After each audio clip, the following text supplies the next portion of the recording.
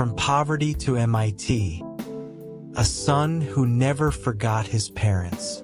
In a forgotten little town of West Virginia, a boy grew up watching his parents sacrifice everything, just to keep him fed, just to keep his dreams alive.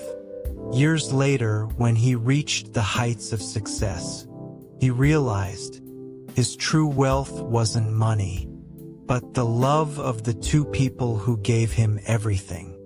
In a small, rundown town in rural West Virginia, John and Mary Carter lived a life of quiet struggle.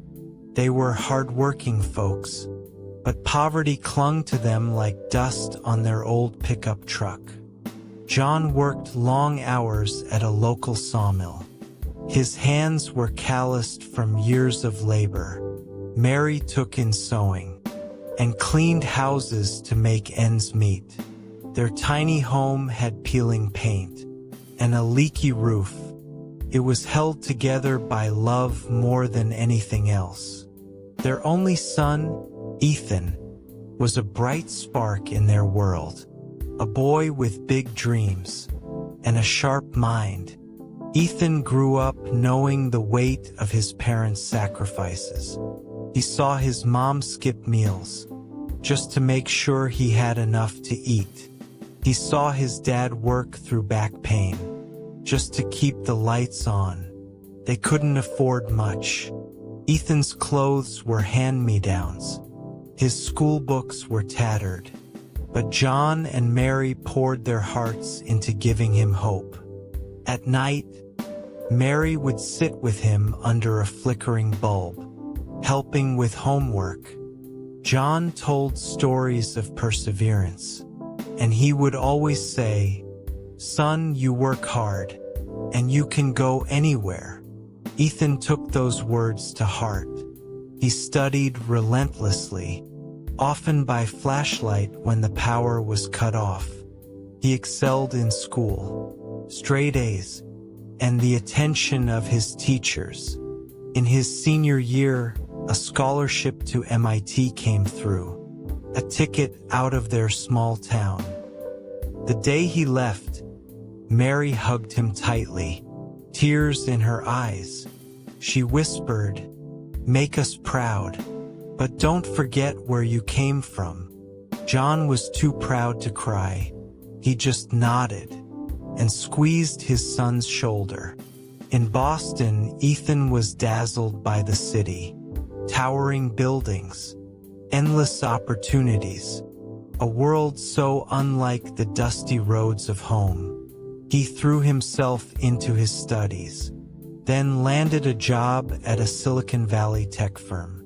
By 30, he was a rising star, a sleek apartment, a fancy car, a bank account that seemed unreal. But every night, as he looked out over the city lights, he thought of his mom's tired smile and his dad's weathered hands. One winter, Ethan returned home. John and Mary were older now, frail and tired. The sawmill had closed. John's health was failing. Mary's hands trembled from years of sewing. Their house was crumbling, barely holding up against the cold. Ethan's heart broke seeing them like this. He didn't hesitate. He bought them a new home, cozy place, with a garden Mary had always dreamed of. He paid for John's medical care and set up a fund to ensure they'd never struggle again. But more than money, Ethan gave them his time. He brought them to California. Mary gasped at the Pacific Ocean. John, grinning like a kid, took his first plane ride. One evening, they sat together watching the sunset. Mary took Ethan's hand and said, "We never needed your money, son. You coming back, loving us. That's all we ever wanted." Ethan's eyes welled up. "Mom, Dad, everything I am is because of you. I trade it all, just to make you smile." This is the story of parents' selfless love, and a son who, despite his wealth, knew his real riches lay in the bond he shared with them.